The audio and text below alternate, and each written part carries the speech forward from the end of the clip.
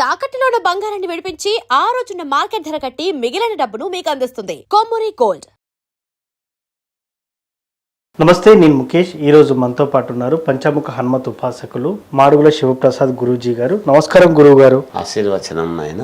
గురువు గారు, ముఖ్యంగా పచ్చకర్పూరానికి చాలా విశిష్టత ఉంది. సో అది గనక మన ఇంట్లో బీరువాలో కానీ ప్రత్యేకంగా వ్యాపార స్థావరాల్లో కానీ పెట్టుకుంటే గనక ఖచ్చితంగా ధనాభివృద్ధి చెందుతుంది, ధనాకర్షణ జరుగుతుంది అంటారు. నిజంగానే పచ్చకర్పూరానికి అంత శక్తి ఉందా?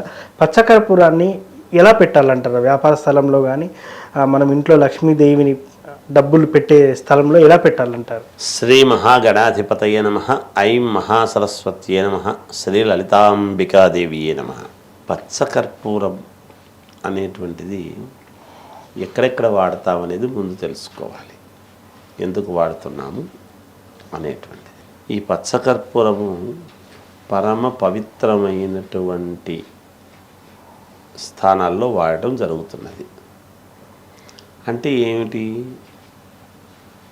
శ్రీ వెంకటేశ్వర స్వామి వారి యొక్క తిరుమల లడ్డూకు ఉన్న ప్రాముఖ్యత అంతా ఇంత కాదు. ఓకే. ఆ లడ్డూలో పచ్చకర్పూరం ఉంది. ఓకే. రాముల వారి యొక్క కస్తూరి తిలకములో పచ్చకర్పూరము కలుపుకొని కస్తూరి తిలకము దిద్దుకునేటువంటి ఆనవాయితీ. ఎందుకు? రాముడి యొక్క ముగ్ధ మనోహరమైనటువంటి రూపాన్ని చూడంగానే అందరూ అట్రాక్ట్ కావడం.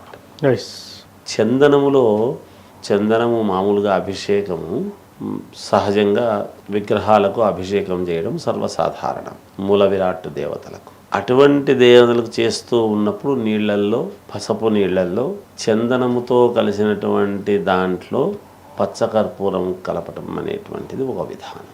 గంధము, మేము పెట్టుకునేటువంటి గంధము కూడా మామూలుగా గంధపురాయికి గంధపు చెక్కతో అరగదీస్తాం.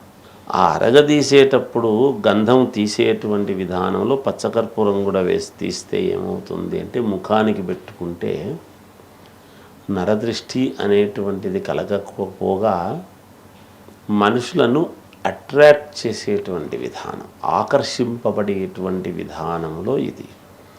ఇవాళ దేవతారాధన చేసేటువంటి ప్రతి గుళ్ళల్లోనూ పచ్చకర్పూరము అనేటువంటిది నీళ్ళతో అభిషేకం చేస్తారు. కాబట్టి దేవాలయాలకు అంతగా మనం పరుగులెడుతూ దేవుడి యొక్క అనుగ్రహాన్ని ప్రతి వాళ్లకు ఉండేట్టుగా పొందే విధముగా ఆ దేవాలయ ప్రాంగణం అంతా కూడా పరమ పవిత్రమైనటువంటిదిగా భావించి అక్కడ ఎటువంటి వేరే వేరే అపచారాలు జరగకుండా చూస్తూ జాగ్రత్త పడడానికి గల కారణం అందులో పచ్చకర్పూరం అనేటువంటిది ఒకటి.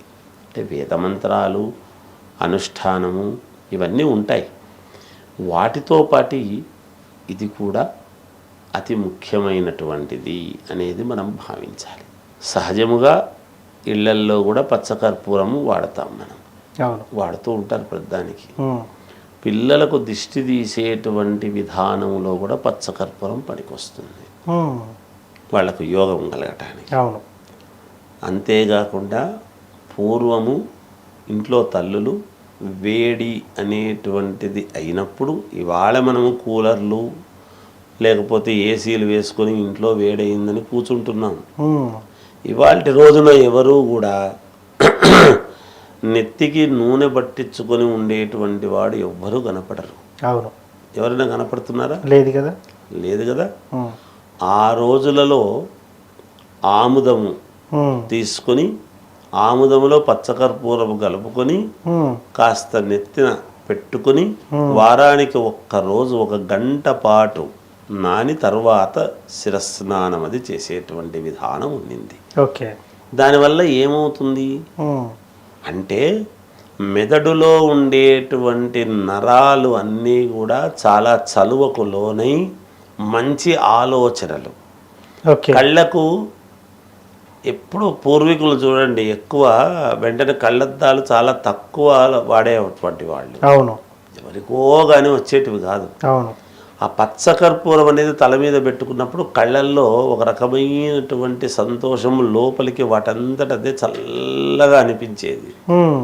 అనిపిస్తుంది ఇప్పటికి కూడా, అది ప్రయత్నం చేస్తే ఎవరైనా. కానీ ఆ రోజులు పోయాయి. ఉమ్, అందుకని పచ్చకర్పూరము వలన, ఎందుకు పచ్చకర్పూరం వలన ధనము కానీ జనము కానీ ఆకర్షింపబడతారు ఉమ్, అంటే పచ్చకర్పూరము యొక్క ప్రాధాన్యత అది. ఓకే.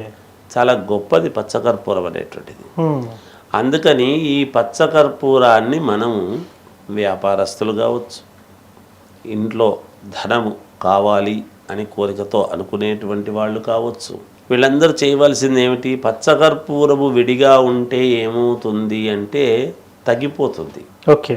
కొంచెం తగ్గిపోతూ వస్తుంది. పచ్చకర్పూరం లాగానే అలాగే ఉండాలి అని అనుకునేటువంటి వాళ్ళు కాసిన్ని బియ్యంలో గనక కలిపి ఉమ్, పచ్చకర్పూరము బిళ్ళలు ఉమ్, తీసుకొని, ఉమ్, మనకు ఏమిటి మనకు ఉండేటువంటి చిక్కుముళ్ళు ఎక్కువ ఉంటాయి. అవును, ప్రతి వాళ్ళ జీవితంలోనూ ముళ్ళు ఎక్కువ. అవునవును.